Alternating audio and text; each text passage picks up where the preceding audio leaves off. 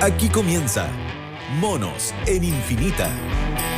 Una mirada profunda a la semana política con el estilo mordaz y descarnado de Camilo Férez y Gonzalo Miller y la inconfundible conducción de nuestra Connie Stipicic. En directo y en plataformas por la 100.1. Esto es Monos en Infinita. ¿Cómo están ustedes? Muy bienvenidos. Es miércoles 16 y partimos de la edición ya en régimen de nuestros Monos en Infinita. ¿Cómo están Gonzalo Miller, Camilo Férez? Hola, Connie, ¿cómo te va? Muy bien, muy bien. Gonzalo se congeló. Está jugando al congelado. Sí, convenientemente, porque Le íbamos a hablar de Colo-Colo. digamos que tiene que dar algunas explicaciones. De Matei. Aprovechemos de hacer nosotros un resumen mientras esperamos que Gonzalo reviva.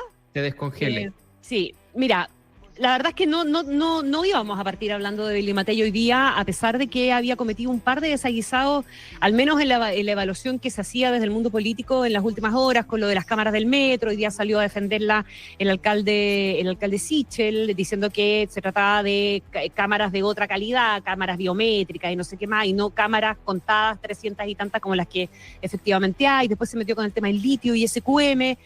Pero hoy día dio un paso en un terreno que es bien complejo y que generó muchísimas reacciones, con una intervención de la cual trató de salir después, ¿verdad? Pero no reconociendo que se hubiera equivocado, sino más bien acusando a otros de distorsionar sus dichos y volviendo un poquitito al origen de una polémica que se entendía medio zanjada a propósito de los 50 años, en que bien divididos estuvimos, pero al menos el presidente Piñera, con una firma de una declaración conjunta con otros presidentes de la República, y luego declaraciones paralelas de Chile Vamos y de otros, habían tratado de alguna manera de zanjar, defendiendo principios elementales como la democracia y los derechos humanos, digamos. Vamos a tener que partir por ahí porque sin lugar a duda es una cuestión que nos va a dar bastante y que nos devuelve a conversaciones que cada cierto tiempo, de manera inevitable, vuelven. No nos vamos a librar de hablar de las barras bravas. A propósito de Colo-Colo, del partido de Colo-Colo, Gonzalo, no solo por Colo-Colo, pero es lo que gatilla finalmente la conversación. Gran tragedia. Sí, y de la primaria del oficialismo, con la irrupción de Paulina Bodanovich, con lo que está pasando con la senadora Isabel Allende y su cupo, que finalmente parece que va a ser tomado por Tomás de Rementería, después de que Allende anunciara que podía renunciar si no le daban esa preferencia para designar a su sucesor. Quiero invitarlo, hagamos una cosa bien hecha, escuchemos qué fue exactamente lo que dijo Evelyn Matei, para ver cuál es el espacio para que ella acuse que la distorsionaron groseramente como parte de su defensa o de su reacción frente a sus propios dichos. Mi posición es que no había otra, que nos íbamos derechito a Cuba. Y yo lo que quiero señalar es que probablemente a principio 73, 74, era bien inevitable que hubiese muertos. Era bien inevitable. Estoy diciendo, estamos a una guerra civil. Estamos en una guerra civil. Pero ya cuando el 78 y el 82 y siguen ocurriendo, ahí ya no. Ahí ya no, porque había un control del territorio. ¿Te fijas? Entonces ahí yo siento que hubo gente que le hizo mucho daño, loquitos que se hicieron cargo y que nadie los frenó a tiempo. Ya, esas fueron las declaraciones. Para ponerle un poco más de contexto, y Gonzalo nos puede refrendar esto además también, estas declaraciones fueron hechas en una conversación con Checho Irane en Radio Agricultura. No fue una cuña que le sacara un periodista de izquierda, digamos, ¿verdad? Ni fue provocada por alguien desde la izquierda. Fue en una conversación con Checho Irane en Radio Agricultura. En su defensa, Evelyn Matei dijo que la izquierda la distorsiona groseramente y que los responsables del golpe fueron todos. Palabra. Adelante, Miller. ¿Qué necesidad? Pregunto yo. Bueno, sí, no, o sea, aquí había un debate en varios chats de los que veo, ¿no? Si era un error o era una estrategia, ¿no? Si esto tenía que ver con Casi Kaiser. Y la verdad, yo me estaba inclinando mucho por la teoría de que había sido un error estratégico, en función de que no había necesidad. Como bien decía la Connie, este es un tema que no está en la palestra, no está en la actualidad, que había quedado un poco ya de modé a propósito de los 50 años. Ya es un tema controversial, un tema que divide a los chilenos, ¿no? Donde también no hay cambios de posiciones. En general, la gente que tiene posición ahí la tiene desde siempre, ¿no? No ha habido mucho cambio en eso.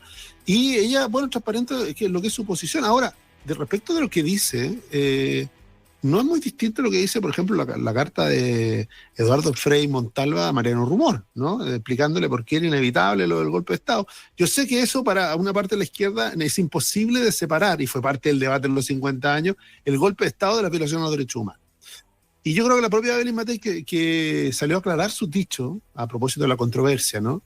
Salió a aclarar su dicho, se enfrentó con estas dos reacciones, ¿eh? Primero, logró unir a la izquierda que estaba peleando entre ellos, logró unirlo, ¿no? En un frente común contra ella, ¿no? Reaccionó desde el gobierno, reaccionaron todos los candidatos, en algunos casos confundiendo cosas, pero en otros reaccionó la izquierda, ¿no? Frente a este tema de manera bastante sólida y unívoca. Y por otro lado, reaccionaron los candidatos, los dos, ¿no? Kaiser y Kast, ¿no? En contra de ella. Claro, que diciéndole que no le interesaba que estuvieran en la misma posición, porque ellos comparten, dice sí, claro, sino que lo acusaban de oportunismo, ¿no? De defender una postura ahora de que no la había defendido antes. Entonces, la verdad, de lo estratégico, uno podría decir, es un error haber puesto un tema que... yo no me compro esta supuesta tesis de que era una movida estratégica de poder acercarse al voto duro y darle una señal. No creo, no era el tiempo, no era la forma, no era necesario, creo yo, pensando en que además, a diferencia de lo que piensan algunos, era su mejor semana en términos de evaluación ciudadana, ¿no? Venía saliendo una semana bastante sólida. No me cuadra ese tipo de señales, ¿no? Hacia ese mundo. Pero... tal cual lo conversamos la semana pasada, yo creo que hay, y lo revela este tipo de diálogo, en ello una preocupación permanente respecto de su flanco derecho, ¿no? Y de tomar postura. Ahora, lo que ella dice es su postura, no adquiere una postura distinta. Yo no estoy tan clara que sea su postura, Gonzalo, porque Evelyn Matei, para bajarse en este tema, ha tenido desde hace mucho tiempo una bajada mucho más cercana a la posición del presidente Piñera, de condena categórica a las violaciones de los derechos humanos. El que no había otra, espera, es que yo creo que se separan dos cosas la intervención. Se separa en el no había otra para el golpe, que es una cuestión en la que jamás nos vamos a poner de acuerdo, nunca, y eso quedó claro para los 50 años. Pero que al principio era bien inevitable que hubiera muertos.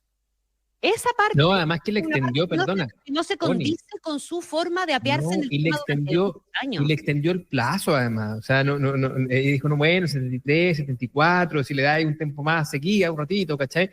Yo creo que efectivamente la Evelyn Matei tiene en este tema, no creo que sea una huella estratégica, como dice Gonzalo, pero sí creo que devela el nerviosismo, la incomodidad, y finalmente el hecho de que en este tema nunca ha encontrado el punto de bola. Yo creo que aquí la derecha tiene que hacerse cargo de que en su interior, y esto Gonzalo lo sabe, ¿cierto? Tiene estos instintos de fagocitosis permanente que hace que los candidatos como Evelyn Matei, que han tomado desde hace algún tiempo un posicionamiento que busca el voto más moderado, que incorporarlo, digamos, a su activo, terminan permanentemente apanicados por una derecha que es tremendamente intransigente y que sabe respecto de ella misma, porque aquí una cosa es lo que se dice públicamente, pero respecto de Evelyn Matei, la derecha dura, siempre ha tenido una crítica a ella, a su papá y a la multiplicidad de posiciones que ella ha tenido a este respecto. Entonces, yo creo que ella de hecho, precisamente porque no tenía un periodista al frente y tampoco uno de izquierda, y tenía a Checho Irane, ella se sintió interpelada por la derecha. Y cuando es interpelada por la derecha, se le sale la cadena, si esa es la verdad. Se le sale la cadena, no tiene cómo resolver ese problema. ¿Sabes de qué me acordé, Camilo? Me acordé de la primaria Alamán Longueira. ¿Te recuerdas esa primaria, no? Sí. Y que Andrea Alamán, más allá de todo lo que pensaba y había dicho antes, decidió no regalar ese flanco y ninguno de los dos se atrevió a decir la palabra dictadura, sino que hablar de gobierno militar.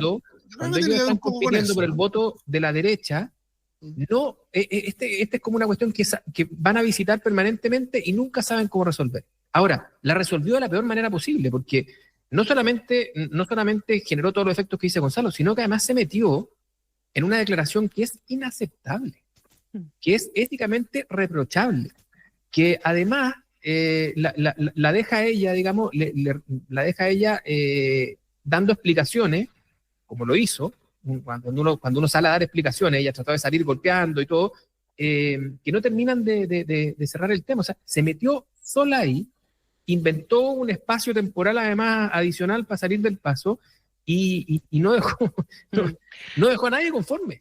Yo no sé si me voy a pasar 3 pueblos, pero Gonzalo me dirá, Camilo me dirá, pero yo creo que estamos todos de acuerdo en que si Sebastián Piñera se convirtió en presidente de Chile 2 veces, fue en una parte bastante significativa por su posición respecto de la dictadura y los derechos humanos, porque le permitía crecer hacia el centro. No solamente la derecha votó por Sebastián Piñera. Si Evelyn Matei quiere ser presidente de Chile, tiene que hacerse cargo de ese legado de Sebastián Piñera. Sebastián Piñera jamás hubiera dicho algo como el que dijo Evelyn Matei hoy día. Nunca, jamás. Y yo creo que eso le juega en contra, abiertamente. Bueno, sí, pero yo ahí el matiz que haría, y que empatía importante, que lo hace la propia Evelyn Matei, es separar un poco lo que ella dijo respecto de la condena a la violación de los derechos humanos, ¿no?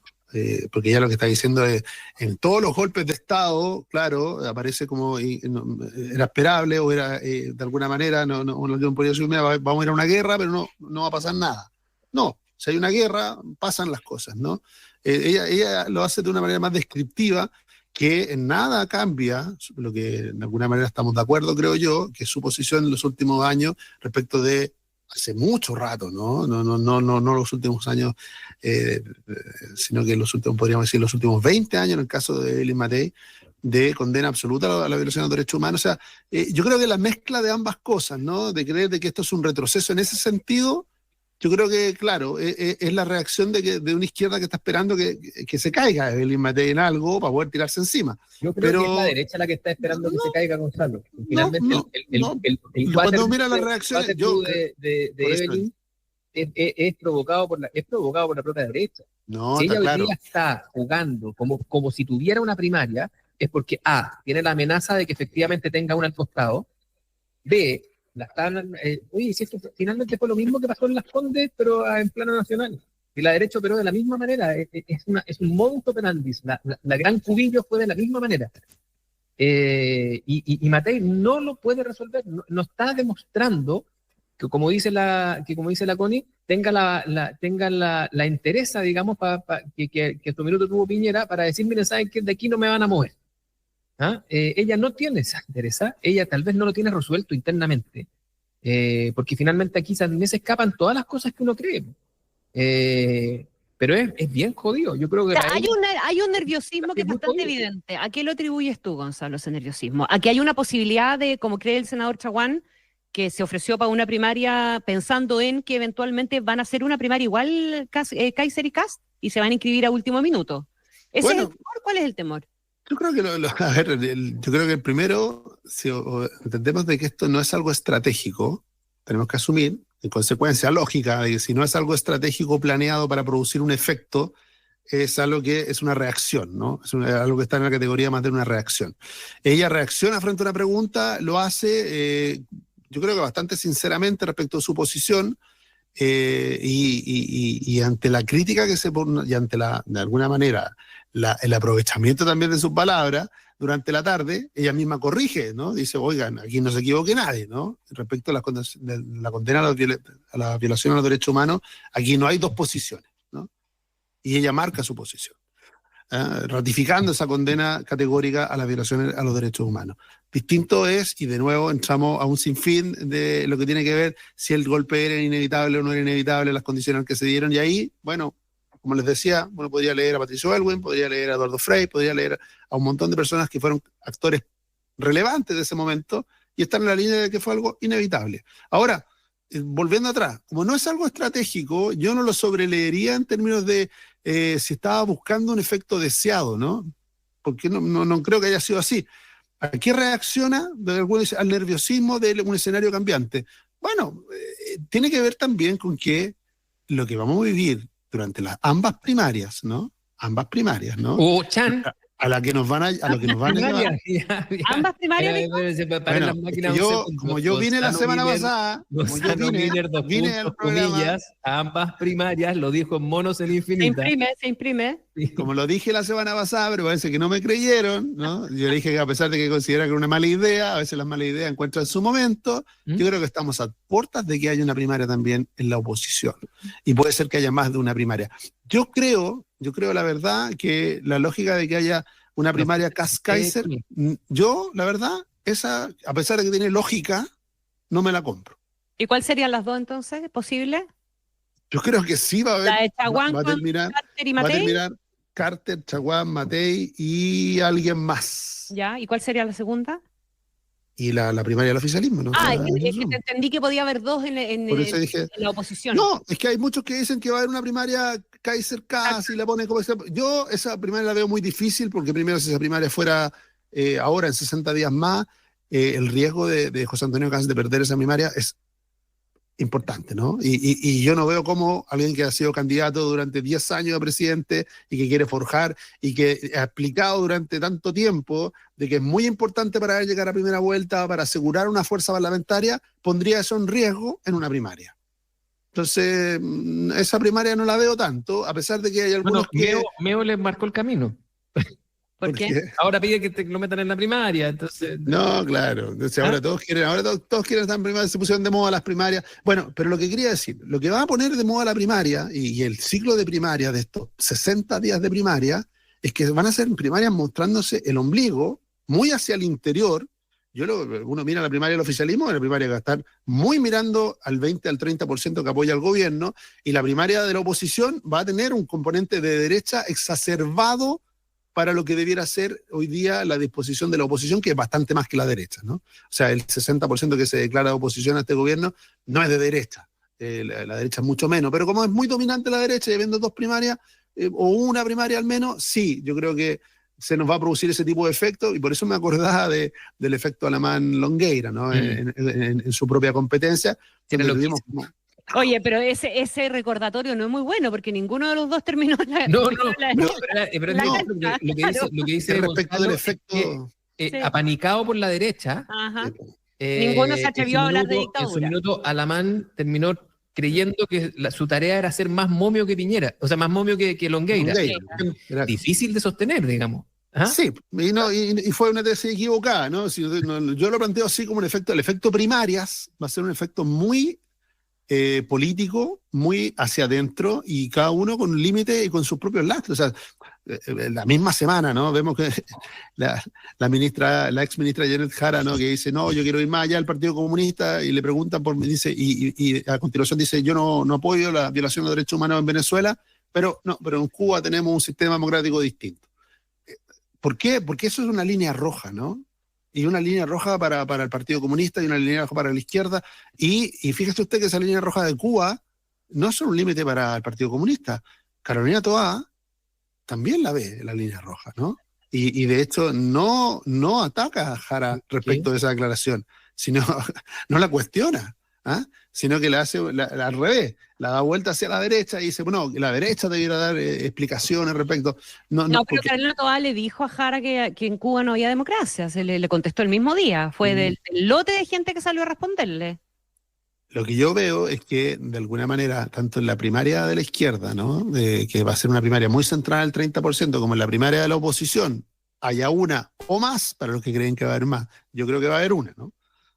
No creo que sea una buena idea, lo dije la semana pasada, pero bueno, tampoco uno está para que le hagan caso en todo, sino que aquí hay gente que cree que es importante hacer una primaria y parece que va a haber una primaria, ¿no? Si se anuncia mañana o se anuncia o nos esperan después de Semana Santa, no lo sabemos todavía.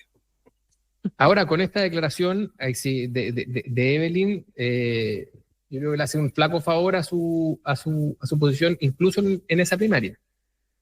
No sé, por eso digo, es que yo entiendo que, de nuevo, tocamos un punto neurálgico. Yo entiendo la reacción de la izquierda chilena, me parece que es obvia, es natural, es un tema muy sensible, muy duro. Entiendo la reacción de la opinión pública, pero no nos vamos a sorprender que en este país hay un porcentaje importante de personas que comparte lo que dice, la mirada. Claro, pero no le alcanza para ganar la elección ese porcentaje. Por eso, pero la ventaja relativa de Matei es que pudiera crecer hacia un lugar que acaba de ofender.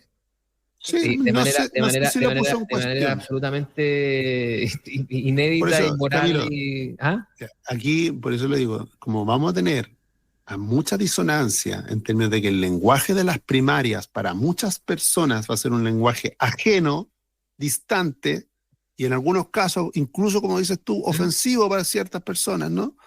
Va a ser el lenguaje que vamos a escuchar en primaria. O sea, yo escuché la entrevista de Marco Enrique Dominami con la Connie.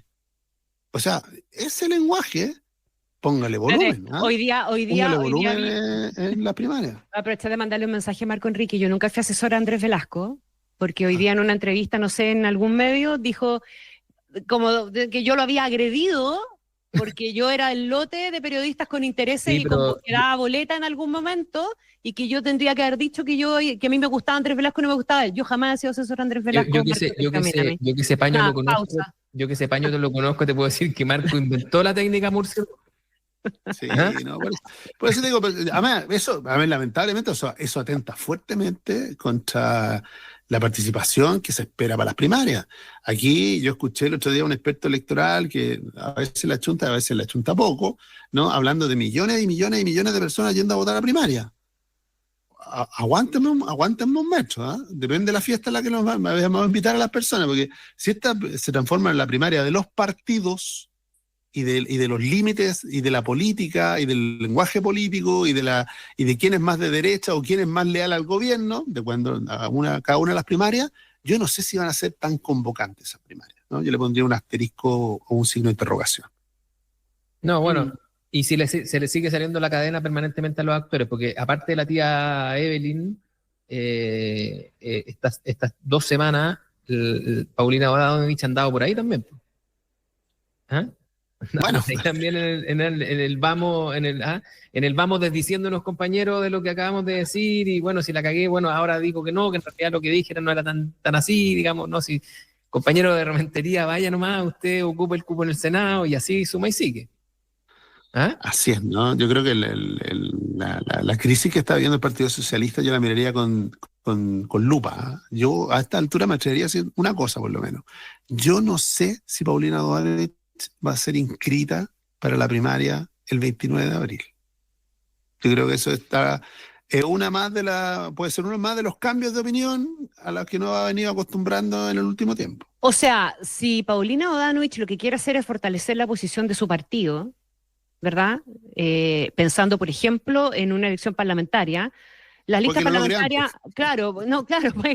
puede que tenga un resultado tan pichiruchi en la primaria que termine debilitando la posición negociadora de su partido pensando en la primaria, en la parlamentaria. Uh-huh. Y eso debiera ser una boleta que se pase antes. Yo estoy con Gonzalo, yo tengo la idea de que Paulina Bodanovich podría no llegar al final.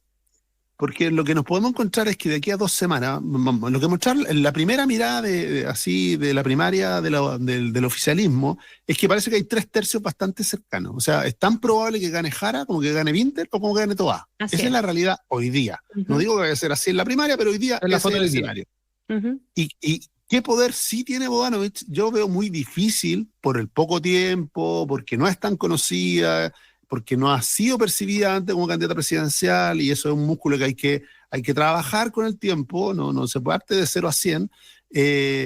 Puede ser que el único efecto práctico de aquí a 1 o 2 semanas que nos demos cuenta es que ella puede hacer de que Carolina Tobá ya no solo no lidere la primaria, sino que empiece a quedar atrás, ¿no? Como una tercera frente a Winter y Jara. Entonces, si ese es el único efecto práctico, en algunos del Partido Socialista van a decir, bueno, ¿qué sentido tiene? ¿No? Ahora, yo creo que eso no preocupa tanto al PS, fíjate, porque obviamente eso estaba a la vista antes de la proclamación que hicieron, y finalmente el Comité Central lo hizo, más allá de que pataleen los chats socialistas, digamos, todo el día, lo hicieron. Pero creo que donde pueden empezar a tener problemas es hacerlo, al mismo tiempo no marcar, y al mismo tiempo no solamente no mejorar, sino que empeorar su posición negociadora.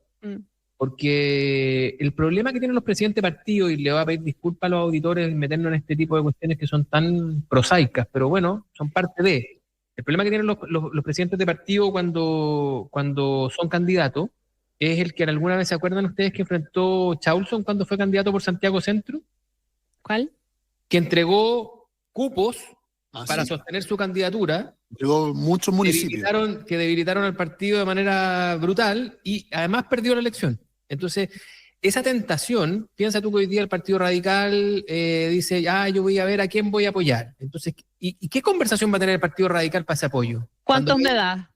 Claro, ¿qué me da usted? Entonces, cuando tenéis que empezar a hacer concesiones y además vaya a perder la elección, el partido que ya es chico, que ya ha perdido el 80% de sus militantes que no se reinscribieron y que tiene una posición que es casi son los resabios de vieja opulencia, que acaba de esta semana de casi se desprende de Isabel Allende, a propósito de las acciones de la misma Paulina Bodanovich. Entonces, eso, en algún minuto, el Partido Socialista va a mirar y va a decir, ¿sabe qué? Déntrese, señora, déntrese. Porque este es un gusto caro, muy caro. Y como ella, de hecho, una parte importante de su fortaleza la tiene en tanto presidenta del Sindicato de Trabajadores Socialistas. O gerente de la Agencia de Empleo, dices tú. Claro, bueno, entonces, si ni eso es capaz de sostenerlo, yo creo que esta cuestión, como dice Gonzalo, en algún minuto le van a decir, se le va a aparecer la noche. Oye, Panel Ciudadano sacó una encuesta que está re interesante hoy día a propósito de la primaria oficialista, que la podemos revisar en un ratito más, y además volver sobre el caso de la senadora Allende en relación con el Partido Socialista y, por cierto, el tema de las barras bravas. Los invito a que nos vayamos cortito a una pausa. Volvemos. Okay.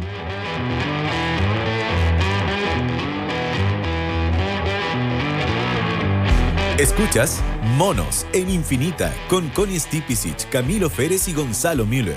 Pausa y ya volvemos. En la pista, la velocidad es un desafío. En la vida, la responsabilidad es el mayor triunfo. Soy Eliseo Salazar, piloto profesional. He competido en los circuitos más importantes del mundo y he aprendido que el verdadero control no está en la velocidad, sino en la conciencia. Las calles no son un circuito. Tu mejor carrera es llegar a casa segura. Este fin de semana, cuídate y cuida a los demás, porque la verdadera habilidad al volante es la responsabilidad. ¿Y sabías? Conexiones que inspiran. Con un cuerpo académico de primer nivel y diferentes modalidades formativas, en Posgrados UDP te entregamos herramientas para liderar, crecer y marcar la diferencia. UDP, a la altura de los tiempos, acreditada en el nivel de excelencia en todas las áreas. Encuentra nuestra oferta académica en posgrados y educación continua en posgrados.udp.cl. Universidad Diego Portales, acreditada en nivel de excelencia en todas las áreas. Presenta Historias de Barrio. Esta es una de las tantas pichangas que se han jugado en la nueva cancha del Parque Oasis de Calama. Ya, ¿quién va de arquero? Ayer le tocó al Pablo, así que va y Pipe. Pero yo soy re malo. Tranqui, dale nomás. Yo me pongo la 10 por el equipo. Buena, pues Alexi. ¿Cacho quién llevo? Perdón por la demora. Pero si vivía al lado. Bueno, cosas del pichichi nomás. Ya. La cancha en la que Felipe y su equipo juegan también es parte de los proyectos entregados durante este periodo. Infórmate y postula en www.minbu.cl. Ministerio de Vivienda y Urbanismo. Gobierno de Chile. Si tienes una empresa, eres emprendedor o dueño de una pyme, únete a la comunidad de empresas de Entel, un lugar donde encontrarás todo lo necesario para potenciar tu negocio. Conéctate con cursos, capacitaciones, artículos, recursos descargables y mucho más. Ingresa a entel.cl/comunidad de empresas y juntos hagamos crecer tu negocio. Además, no te pierdas el programa de la comunidad de empresas de Entel, solo por Mega. Entel, contigo en todas. Si yo te contara que en el sur de Chile hay más de 80.000 personas que son las mejores del mundo en lo que hacen, que en menos de 4 décadas han aprendido a cultivar el mar, innovando y produciendo una proteína sana y sostenible. Ahora que lo sabes, te invitamos a sentir el mismo orgullo que nosotros. Salmón Chile, alimentando el mundo desde el sur de Chile.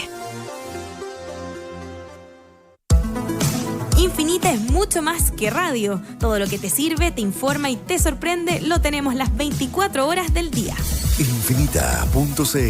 En Infinita vivimos la experiencia multiplataforma. Estamos en Facebook, Twitter, Instagram, YouTube y Spotify. Programas que no solo puedes oír, también nos puedes ver desde nuestros estudios en una calidad que no tiene competencia. Es Infinita por la 100.1 e Infinita.cl y todas sus plataformas. Infinita, palabras con poder. En Infinita te acompañamos las 24 horas. Son las 8:31. Estamos de vuelta con Monos en Infinita, junto a Connie Stipicic, Camilo Férez y Gonzalo Miller. Estamos de vuelta y habíamos dejado planteado conversar de la encuesta Panel Ciudadano, particularmente haciendo el foco en la primaria del oficialismo y en las 3 candidaturas donde no estamos de acuerdo, y hoy día lo hablamos también con Pepe Out de la mañana, son los dominantes, no solo por la intención de voto, sino por la performance y por los partidos a los que representan, en definitiva. Me refiero a Gonzalo Winter, Frente Amplio, Janet Jara, Partido Comunista, y Karina Toá, del Partido por la Democracia. Y el desmenuce que se hace ahí respecto de a quiénes se están representando y cuál es el espacio que tienen para crecer, tiene una cosa interesante respecto de Karina Toá, que es la acusada como ex ministra del Interior de ser la continuadora del gobierno, y resulta que es la que tiene fundamentalmente el favor del voto o de la intención de voto de quienes tienen una mirada un poco más crítica dentro del oficialismo hacia la gestión del gobierno, y por lo tanto tiene más espacio para crecer que en el respaldo duro del gobierno, que es el que se lleva fundamentalmente Gonzalo Winter, ¿no? Yo creo que sí, o sea, yo creo que si uno los pudiera ordenar en un eje, ¿no? Entre la que está más hacia una posición más centro-moderada o más, si pudiéramos en un eje mejor que el de izquierda-derecha hoy día, creo yo, más explicativo, ¿no? A pesar de que el eje izquierda-derecha todavía funciona, es verdad, sobre todo para nuestra generación sigue funcionando, lo estamos viendo, ¿no? En la respuesta respecto a lo que pasó hace 50 años, pero hay otro eje que es gobierno-oposición, que cuando uno ordena así las últimas 3 elecciones presidenciales, gobierno-oposición, es un eje ordenador que simplifica y ayuda a entender bastante. Y yo creo que hoy día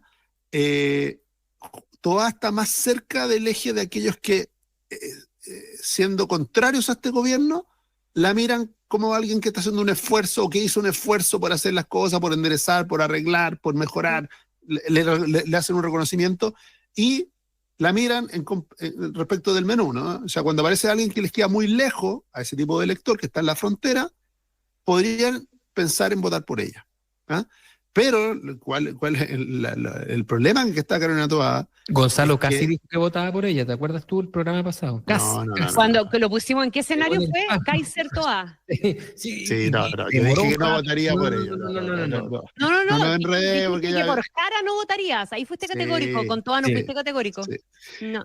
Y ahí, en esa frontera de gente que es de oposición, ahí Toá intuye que tiene algo que hacer. Ahora, ¿cuál es el problema? Que tiene una primaria. Y en la primaria, además le tocó una primaria donde tiene otra ministra y tiene al mejor amigo del presidente. Está dura la primaria, ¿no es cierto?, por el 30%, que es el mundo más propio, duro, de aprobadores del gobierno, ¿no? Es una primaria, y por eso es que se le vuelve tan competitiva al mismo tiempo a Toá. Lo que la hace atractiva para los desaprobadores del gobierno, la hace menos competitiva en la primaria. Y eso es algo que le puede costar resolver, ¿no? Al final va a tener que tomar. Ella intuitivamente siempre ha dicho, no quiere hacer la continuidad, pero después se vuelve para atrás, le contestó ella, a Paulina O'Donnell, cuando dijo, bueno, cuando uno está en gobierno está por lo bueno y por lo malo, ¿ah? Asumiendo la posición más oficialista, así como yo con el gobierno en las buenas y en las malas. No, uno no puede elegir quedarse con lo bueno y estar en los cargos y criticar lo malo que lo ha hecho el gobierno. Entonces, ese dilema, yo creo que a Karina Toá, claro, para la primaria es un discurso que le sirve poco el de ser crítica con el gobierno, salvo que sea una apuesta más arriesgada, que es la apuesta de que ella llevara a votar a gente que normalmente no votaría en esa primaria. Pero es una apuesta que parece, hasta hoy día, puede cambiar su discurso, pero hasta hoy día es una apuesta arriesgada, que no está en el menú, parece. No, y va a depender de nuevo de la oferta total. Yo creo que en ese sentido es los pocos elementos que podrían hacer recomendable desde la perspectiva de la propia derecha el tener una primaria. Porque ya cuando tienes 2 primarias puedes elegir a cuál ir. Y por lo tanto ya, si hay solo una primaria y ese día amaneciste con la caña y con ganas de ir a votar, solo tenías una primaria a la cual ir, claro. Si hay 2, claro, ya la decisión es diferente. Pero yo creo que hoy día el factor determinante sigue siendo el que ejecutó el Partido Socialista, ¿ya? O sea, antes de la irrupción del PS o de la renuncia del PS, esta era una primaria que tenía un candidato fuerte y 2 candidatos chicos. ¿Ya? Y hoy día... ¿No es lo que dice la encuesta que estamos hoy día no es así. Hoy día yo creo que no es así. Hoy día efectivamente tenéis en la derecha y en el oficialismo 3 tercios. 3 tercios respecto de tortas distintas, pero tenéis 3 tercios. O sea, la derecha tiene 3 tercios, el oficialismo tiene 3 tercios y son ambas primarias, por lo tanto, competitivas. Y van a ser crecientemente interesantes desde esa perspectiva. ¿Qué es lo que pasa? Que la derecha no va a estar esos 3 tercios en una sola primaria. Entonces es un dilema muy difícil de resolver, desde el punto de vista de cómo tú se lo vas a explicar a la gente. Yo sigo creyendo que la candidata más competitiva del oficialismo, más competitiva electoralmente, es Carolina Toa, por el posicionamiento relativo que decía Gonzalo. De hecho, es la única candidata que le gana, al menos al día de hoy, en los escenarios hipotéticos, cuando la ponen en la encuesta, al menos a un candidato de la derecha. Es Kaiser, que de nuevo por el posicionamiento relativo, ¿cierto?, queda más arrinconado, mientras que el resto no lo hace. La duda es si es que eso alcanza para ganar la primaria. Y ahí yo sí le encuentro un punto a Out. El factor determinante de eso es cuánta gente va a la primaria. Sí. Porque mientras menos gente va a la primaria, es más presa la primaria de la movilización o el esquema mental ahí gana Jara, de los militantes, ¿cachai? Y mientras más gente va, comienzan estos temas de opinión pública, estos temas de mayoría relativa a empezar a pesar un poco más. Y ahí es donde ella comienza a tener una ventaja.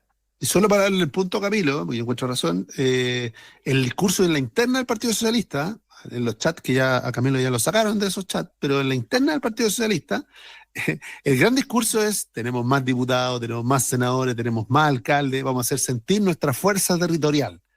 Claro, en una primaria donde voten 500.000, 600.000 personas, tienen un punto, ¿no?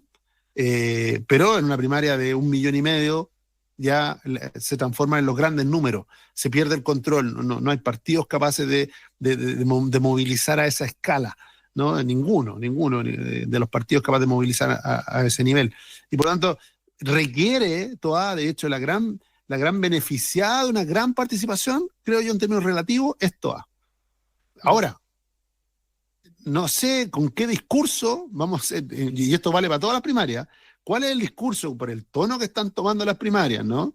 Si hay un concurso de quién es más oficialista y acá hay un concurso de quién es más de derecha, yo no sé en ese tono qué tan convocante vaya a ser. Yo ahí lo pongo en duda, ¿no? Si las personas no ven sus problemas en la primaria, ¿por qué van a hacer el esfuerzo de ir? Acuérdense, es voto voluntario aquí, ¿ah? Entonces, todos estos cálculos de millones de personas votando es como por inercia, porque requieren de un tipo de primaria convocante, amplias, tanto en el mensaje como en el tipo de discusión. Pero si tenemos unas muy partidarias, muy de estilo chico, muy de quién tiene más alcalde, yo, quién es el más amigo del presidente, yo, quién es el más de derecha, yo creo que ahí la convocatoria puede ser la gran noticia de ese día. A no ser también que generes un escenario tan polarizado que, como ha pasado en otras elecciones, digamos, que sientas que hay mucho en juego, ¿verdad? Que en la oferta se juega mucho. Que la oferta se juega demasiado, eso suele ser convocante también. No sé si es el caso, ¿ah? No sé si también hay alguien disponible para llevarlo a ese extremo. Sí. Yo en ese caso, yo soy bien poco amigo de la teoría esta de que dice que tanto la derecha como la izquierda pueden movilizar un montón de gente para votar en la primaria al frente y modificarla. Lo que sí ocurre es que a veces las personas tienen un voto negativo y que no es un voto organizado. Es decir, de repente, claro, tú te puedes movilizar para que alguien no sea candidato, por ejemplo. Y yo creo que, por ejemplo, a Jadwe le pesó eso en su propia elección. No por una cuestión orquestada y no, en fin, si de hecho, igual que ahora, lo que le conviene a la derecha es que el candidato de la izquierda sea lo más polar posible. Entonces, si hubiera tenido que elegir un candidato a la derecha, tendría que haber elegido a Jadwe.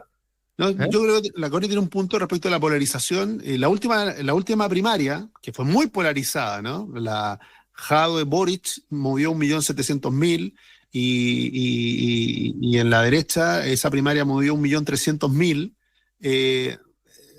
Y eso es todo el efecto de la polarización y de lo que estaba en juego. En un momento parece que nos estábamos jugando todo, ¿no?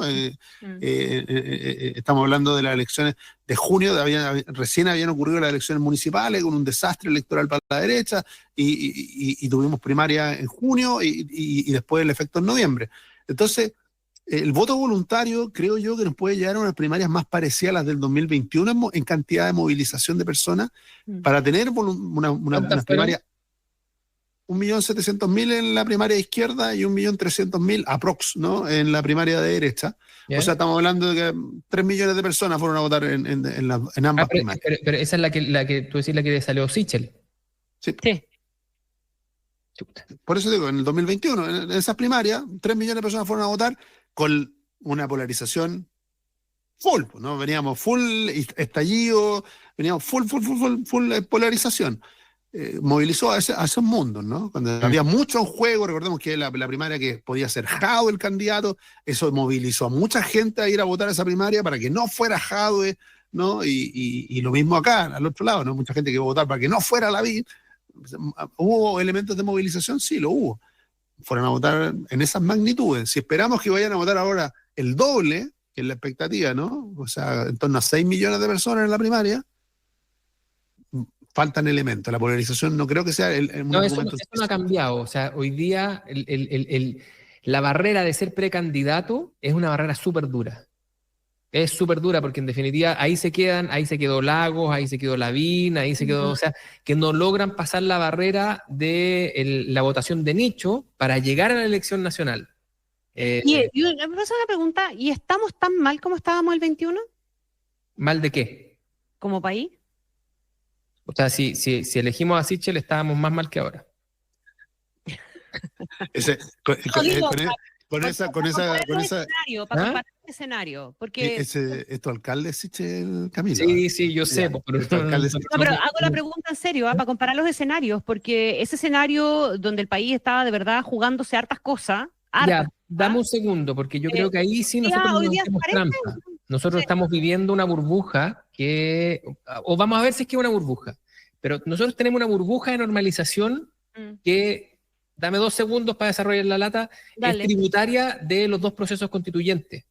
El sistema se defendió, el establishment, si tú quieres, se defendió entre el primer y el segundo proceso constituyente de una manera tal que volvió a tomar cierto control. Tomó un control del segundo proceso constituyente. En eso tiene mucho que ver el Senado, para no profundizar mucho en el análisis, pero en definitiva ellos fueron los que se vieron amenazados de muerte y finalmente es esa clase política, por así decirlo, la que tomó el control y la conducción y ha ido llevando el carro hacia su lógica. Entonces da la sensación de que el país se centró. Pero cuando uno sale de la conversación política, sale de este programa y de los yonkis que vemos votaciones del Congreso y ese tipo de cosas, nadie ve. Cuando uno sale, la realidad no ha dejado esa polaridad o esa polarización que tenía previo a este momento. ¿Ya? Y no estoy con esto diciendo que hay un discurso apocalíptico, no, pero hoy día es probable que al menos en las elecciones donde van a haber gran cantidad de votantes, nosotros tengamos nuevamente la irrupción de gente que no conocemos, que no tiene historial electoral, que no por lo mismo no puede ser medida con todas las encuestas de semana a semana. Y esto no tiene que ver con que las encuestas sean malas o buenas, una sea más mala que la otra. Es que hay un stock, digamos, de gente respecto a la cual no hay historial ni siquiera para encuestarlo. Y sin embargo van a votar. En el cotidiano, el mundo real se mueve de una forma mucho más polarizada que como se ha estado moviendo hasta ahora el sistema político. Ahora, tú le metes un pequeño desorden como es el caso del oficialismo, cuando tú pierdes, por ejemplo, cuando los partidos dicen nosotros no vamos a ganar, comienzan a comportarse todos los espíritus animales, ¿cierto? Y a irse a buscar donde sí están algunos votos, y ahí sí los discursos son más polarizantes. Entonces, respecto a si estamos peor o mejor, yo creo que hay ciertas cosas que no han cambiado demasiado.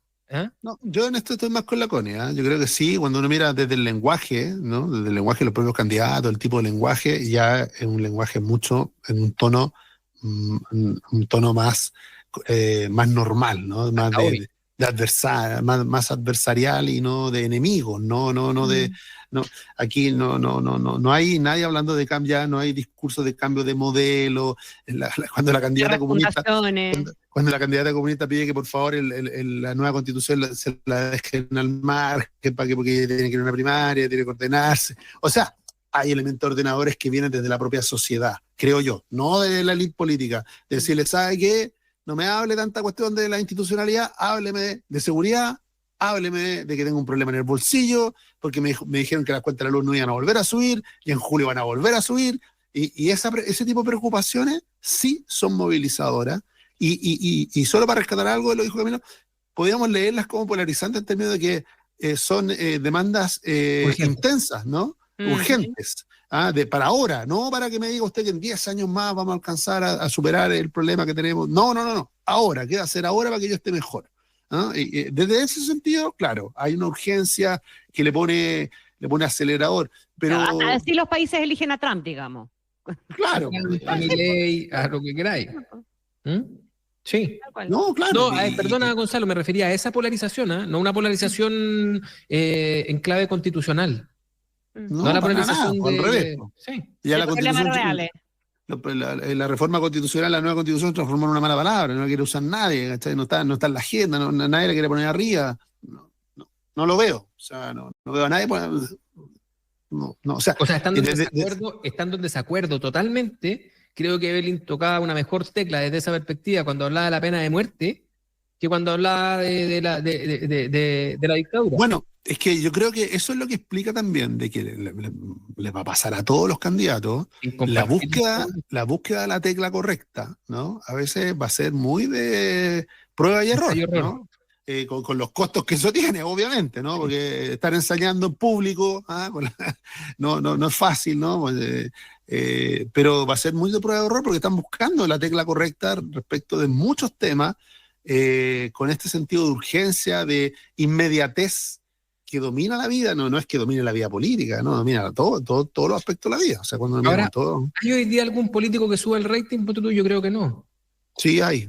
¿Quién? Sí, o sea, si te lo preguntas de la televisión, te dicen que sí. Pues, o sea, por eso que invitan siempre a los mismos. Pues, o sea, hay 2 o 3. ¿Para qué nos vamos a hacer publicidad? Pero bueno, si miran los matinales que pelean combo a combo, porque un día uno saca un punto más y gana, y saca un punto menos y pierde. Tú ves al tipo de políticos que se invita, es un set muy fijo, no prueban mucho. Y en este caso hay políticos que sí mueven la aguja, o sea, que la gente les pone atención, que tienen todavía, por decirlo así, y es natural, nosotros todavía tenemos políticos que buscan audiencias masivas. Y por eso, sin ningún ánimo despectivo, me refiero al matinal, ¿no? Buscan audiencias que van más allá de la política, buscan esa tecla, y a veces lo hacen con un tema en específico, con una propuesta en específico, y a veces van probando, ¿no? Vuelvo a lo del ensayo y error. Hay otros que no, que son directamente de nicho, ¿no? Y que les da lo mismo, y que por lo mismo son tan de nicho que sus entrevistas, incluso a nosotros que estamos dedicados a consumir política 24/7, no los escuchamos. No los escuchamos, que son tan de nicho que no los escuchamos. Y ellos tienen su nicho y eso es lo que cultivan y no le hablan al resto y se preocupan de eso y rara vez trascienden, ¿no? Rara vez trascienden a medios masivos. ¿A quién se refería Gonzalo, Connie? ¿Tú tenías alguna idea? ¿Políticos con rating? ¿Sí? No. ¿No? No. Yo a mí tampoco se me ocurre ninguno hoy día. No veo el matinal, entonces te mentiría. Mira, para no ir tan lejos y por el respeto a la Radio Infinita, en su canal amigo, ¿no? ¿Ya? 2 ejemplos. Tomás Boganovich, Deportes y Matei. Ahí te manda una triada de gente que mueve en el margen el rating. Sí, Matei puede ser. Desde nuestro canal amigo, lo puedo decir. Mi amigo Lucho Argandoña, que yonki del nos valide la tesis. Nos valide la tesis. No, Sí. sin duda hay nombres que mueven más la aguja que otros, de todas maneras, que son mucho más vistosos. Sí. Y otros que Oye, te bajan el rating. déjenme aprovechar esto de los temas que mueven la aguja finalmente para que nos vayamos a hablar del tema de las barras bravas y de la tremenda conmoción del impacto que generó lo que pasó en las afueras del Monumental y también adentro del Monumental, porque fueron 2 episodios de naturaleza, digamos, distinta. Lo de afuera terminó con 2 personas muertas, un niño de 13 años, de hecho, 12 años, y una mujer joven de apenas 18 años. Es la lógica de ¿hasta cuándo van a pasar estas cosas? Hasta que se muera alguien. Bueno, se murieron 2 personas. Se murieron 2 personas y volvimos a una conversación que hemos tenido, creo yo, en innumerables ocasiones. Yo le recordaba el otro día al ministro de Seguridad, Luis Cordero, que a propósito del estallido, en una de las muchas conversaciones que nosotros hicimos en la radio respecto de los temas que estaban empezando a flotar fuerte a partir del estallido, era el vínculo de las barras con los narcos y de cómo estaba romantizándose justamente la protesta en la que participaban las barras unidas, los de abajo con los de Colo-Colo, mire qué lindo se ven juntos, fotos en la Plaza Italia cuando estaban dejando la escoba. Y ya empezaba a surgir en ese minuto la tesis de cuánto cruzaba el tema del narco, de cuánto había de organización criminal eventualmente en el tema de las barras, de quién eran las responsabilidades, y el gobierno respondió a eso en un primer minuto, solo hablando del barrismo social y desechando la idea de que Estadio Seguro fuera algo que fuera a funcionar y que había que cambiarlo por esto del barrismo social. Hoy día tenemos al gobierno hablando de crimen organizado detrás de las barras, en un giro de nuevo, pero que yo creo que es bienvenido para el debate, en definitiva. Pero estamos de vuelta con un pendiente que tiene esta característica dramática, ¿verdad?, de que termina la muerte de 2 personas y que yo creo que es un gran símbolo de los temas que a la gente la tienen inquieta, molestan, preocupan y por los cuales está demandando una solución. Esta es una demanda para el mundo político. Hazte cargo de tu equipo, Gonzalo. No, tragedia, ¿no? Dolorosa tragedia, lo del jueves, y tiene razón la Connie. Yo creo que, a ver, es la pesadilla de cualquier gobierno, le tocó a ¿por qué? Porque son esos tipos de temas donde no estás haciendo nada. Nada. Estaba seguro no era tema, no había un proyecto, no había una preocupación, no había...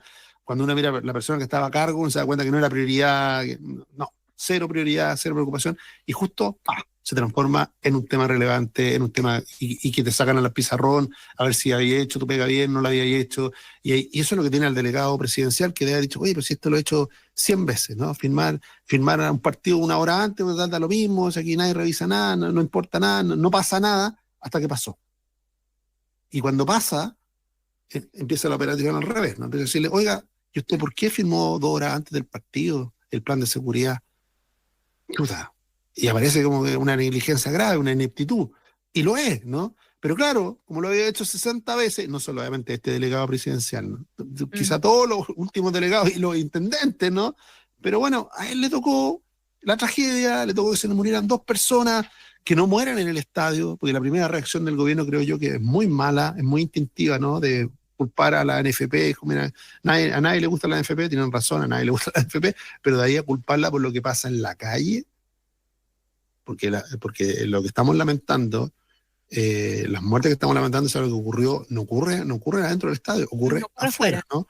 Ocurre afuera, y hasta donde todos sabemos, eso es responsabilidad directa de aquellos que tienen facultad respecto del orden público y la seguridad. Y eso es el delegado presidencial y el nuevo Ministerio de Seguridad, que, bueno, ¿para qué vamos a hablar del Ceremi? El ministro se vio agarrar el fierro corriente él directamente. Tomó una decisión, y creo que yo correcta, cuando dice, se acabó Estadio Seguro. Claro, lo que va a revelar ahora esta primera decisión correcta del ministro es que no hay nada con que reemplazarlo, porque no era tema. No se había hecho nada ahí. No hay un estudio, no estábamos preparando un proyecto de ley, no hay para dónde arrancar, porque no hay nada. No se había hecho nada, y hoy día estamos un poco con un problema grave que tenemos hace mucho tiempo, lo que dice la Connie, el vínculo entre el narco, el crimen organizado y las barras bravas, no es un invento chileno, ocurre en otros países, está validado así metodológicamente en la gente que estudia el crimen organizado, y por lo tanto nosotros lo miramos siempre como un fenómeno muy distante. y del cual no nos hacíamos cargo, ¿no? Yo creo que ahora hay una oportunidad, más allá de todo. Yo creo que el ministro de Seguridad y el propio presidente, ¿no? Porque el presidente no se ha referido a esto. Más allá de lamentar el fallecimiento y todo, no se ha hecho cargo de decir, oiga, aquí vamos a ir hacia acá. Vamos a hacer tolerancia cero respecto de aquellos que cometen delitos. ¿Están todos identificados las personas que cometieron los desmanes? Sí, están todos identificados. El único que está detenido es el carabinero, ¿no? Está siendo investigado, está imputado, pero el único que está detenido es el carabinero. Y todo el resto está identificado. Entonces decirle, bueno, ese es lo que nos habíamos acostumbrado en torno a lo que pasaba en el fútbol, ¿no? Desmanes, violencia, nunca un detenido, nunca nada. Bueno, la ahora sensación llegó... de impunidad que está además expandida a buena parte de los temas de seguridad en el último tiempo, a pesar de que muchas cosas se han ido verificando algunos resultados. Camilo. Las barras tienen una capacidad de organización y de movilización que puede ser más acotada en algunos casos y es más extendida en otros, pero finalmente es una capacidad de organización que le interesa a dos actores conmutativamente. A veces le interesa la política y a veces le interesa también al delito. ¿Ya? Y por lo tanto son una especie de pyme, digamos, de organización territorial. Y están ahí disponibles para generar un montón de negocios a partir de esa organización territorial. Yo creo que para esta cuestión hay que desandar varias ideas que han envejecido muy mal. Una de ellas es esta idea de que un negocio privado tiene que tener seguridad privada. O sea, esta distinción que hace Gonzalo, cuando tú tienes un lugar donde concurren 30.000 personas y que tiene problemas de seguridad, son problemas de seguridad y orden público. Uh-huh. Y son las instituciones públicas las que tienen que... esta idea que se le ocurrió a alguien súper brillante que alguna vez dijo, no, porque ellos ganan plata, entonces que paguen ellos la seguridad. ¿Por qué todos los chilenos tenemos que estar? Porque nos afecta a todos los chilenos. Porque la inseguridad, porque la capacidad de organización, porque todo eso de lo que hoy día nos quejamos amargamente, ¿cierto? Nos afecta a todos nosotros. Y pasa un montón de veces, ha pasado con los malls, pasa con las autopistas, pasa con los estadios, que alguien con la farmacia inteligente dice, no, pero ¿por qué nosotros tenemos que estar financiando el negocio del... No, si no es que no estamos cuidando el negocio, estamos cuidando a la gente. Y además, la contrapartida de que esa seguridad sea privada es darle entonces facultades a empresas privadas para que tengan atribuciones que hoy día nosotros, por muy buenas razones, las hemos delimitado solo en el Estado, que es el uso de la fuerza, que es poder detener gente, o sea, toda esa capacidad de coacción que se supone que tendría que tener el Estado, ¿cierto? La tiene de manera privativa por muy buenas razones. Pero sin embargo, pasamos un montón de tiempo diciendo de que no, de que en realidad los carabineros tenían que salir del estadio, de que tenían que salir de los conciertos, que tenían que salir de los malls, que tenían que salir de las autopistas, porque en definitiva, como ahí hay un negocio, entonces ahí tenían que hacerse los dueños del negocio cargo de eso. ¿Y qué quieren? ¿Que el gerente del mall, de la autopista o del estadio ande armado y vaya a detener gente? No, no es lo que queremos. Entonces hagámonos cargo de la idea completa. Y lo segundo, a mí por lo mismo me hace muy poco sentido esta idea de estadio seguro, de la seguridad de los estadios. Esto es, y en eso estoy más de acuerdo con lo que hace hoy día el gobierno, ¿cierto? Esto es crimen organizado o delito organizado. Son bandas.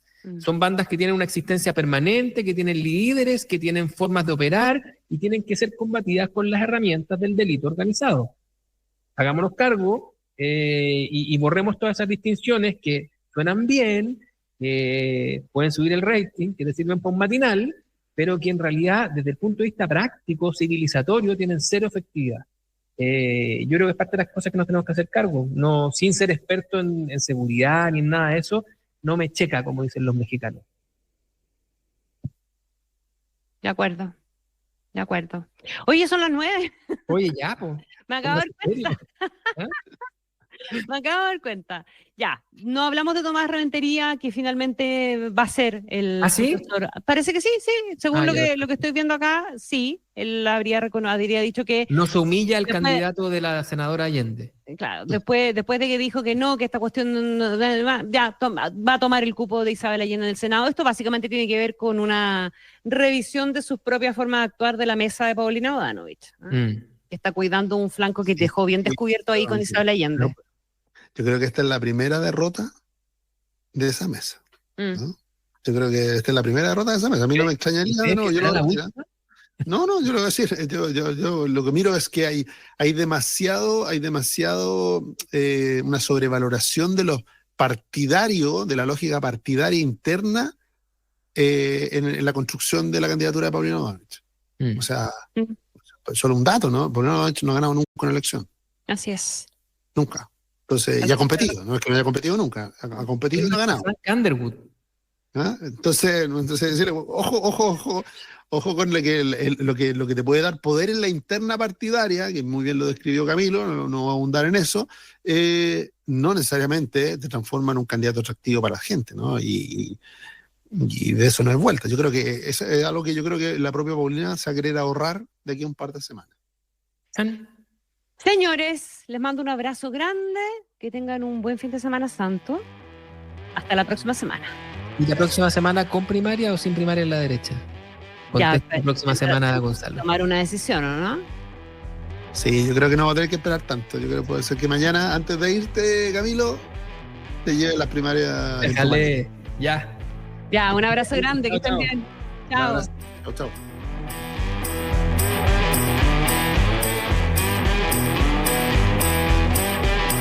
Aquí termina Monos en Infinita. Una mirada profunda a la semana política con el estilo mordaz y descarnado de Camilo Férez y Gonzalo Miller y la inconfundible conducción de nuestra Connie Stipicic en directo y en plataformas por la 100.1. Esto fue Monos en Infinita.